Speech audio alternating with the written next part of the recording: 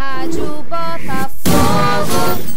Na verdade, sim, eu queria falar sobre uma coisa importante que todo mundo fala e obviamente a gente passou por um momento muito ruim em termos de economia do país, a escassez de propaganda. Você vê as dificuldades que as TVs estão passando a poder fazer as coisas funcionarem, cada vez menos recursos que tinham nesses últimos anos a partir de 2014.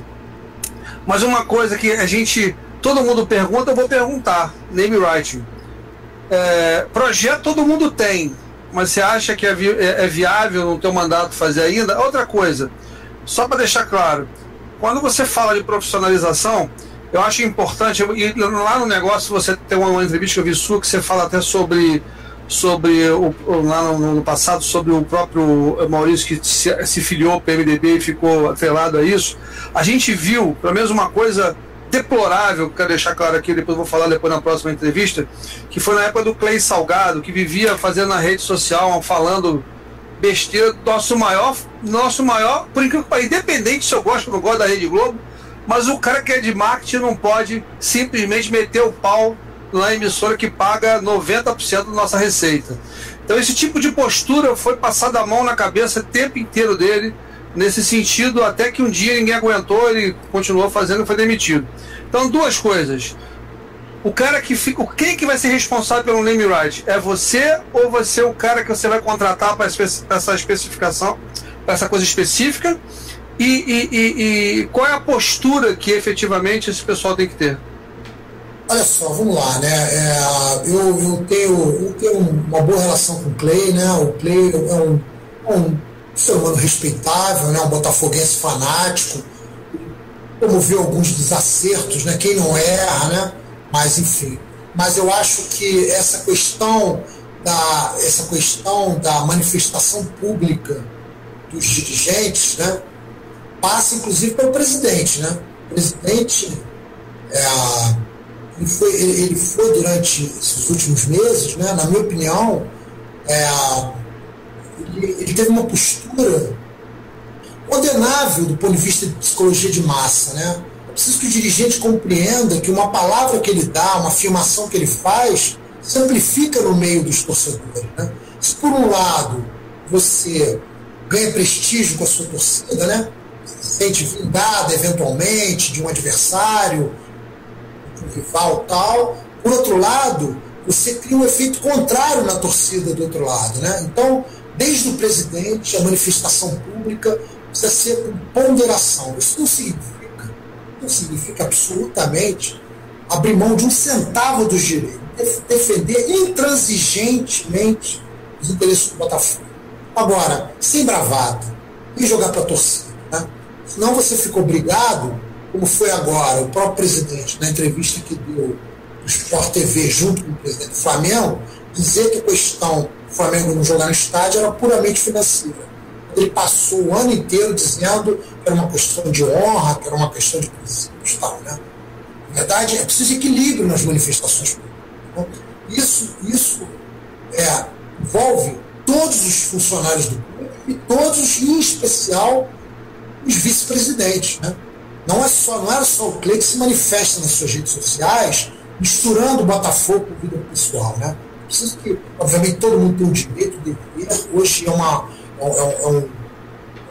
um mundo paralelo, o mundo virtual é um mundo real, né? As pessoas interagem, se empregam, namoram, casam, fazem amigos. Então, obviamente, todo mundo tem o direito, é mais do que isso, né? Estimula que as pessoas tenham sua participação. Agora, a partir do momento que você assume um cargo no Botafogo, você tem que rever suas posturas públicas. Tem toda a razão, isso precisa ser adotado como norma. Precisa partir de cima, né? Eu já disse e repito, o presidente tem o meu respeito, não estou criticando a postura dele como cidadão, tenho uma boa impressão dele como cidadão. Agora, me referindo a um assunto específico, né? Uma atitude específica que ele adotou e que eu percebo que outros nessa atual administração adotam, né? Se manifestar publicamente por via das suas redes sociais pessoais sobre assuntos relacionados ao Botafogo. Isso é um desastre. Ô, Marcelo, Eu falou do name right. Ah, o name rights, vamos lá. É a tal história que eu te falei, que às vezes eu faço uma introdução tão longa que eu É porque eu vou ver essa pergunta do André, se eu não fizer, ele vai ficar aborrecido. Olha só, rapaz, o name rights, né?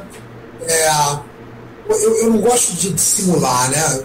Fácil vender aqui que, porra, no primeiro dia eu vou estar com a pasta debaixo do braço atrás do name rights. O name rights é uma possibilidade concreta, né? Mas eu trabalhei muito essa perspectiva, né? E quando passei pelo Botafogo. E não tive êxito, né? Não tive êxito. Como a maioria dos clubes não tem, essa é a verdade. E tem algumas razões, né? Eu estava debati com executivos de vários grupos, né? Diversas dimensões, e um deles, né, que havia comprado name rights do Campeonato Brasileiro, disse que estava arrependido, né? Porque as emissoras de televisão não citam o nome, né? Então, quer dizer, esse processo de divulgação do name rights, ele precisa ser pago, né? O projeto, além de você comprar o name rights, você precisa pagar para dar publicidade e visibilidade. Vamos para o nosso caso específico, né? O nosso estádio, né, é um estádio que padece da síndrome dos nomes, né? Nunca vi estádio para ter tanto nome, né? Ele começou com o Estádio Olímpico João Avelange, né, o nome original dele, ó. Foi criado um projeto comercial, que o denominou de Estádio Rio. Isso era um projeto comercial constituído a 4 mãos, com a Pepira, que é uma empresa muito competente, que era olhada com desconfiança pelo grupo político que está no poder, mas continua prestando serviço do clube, porque eles entenderam a importância e a dimensão dessa empresa. E depois veio o Engenhão pegou profundamente, né, porque é uma tradição os nossos estádios terem um apelido com aumentativo e tal, e agora nós batizamos de Newton Santos, né, acho que foi um acerto, estava no programa do Grande Salto esse batismo.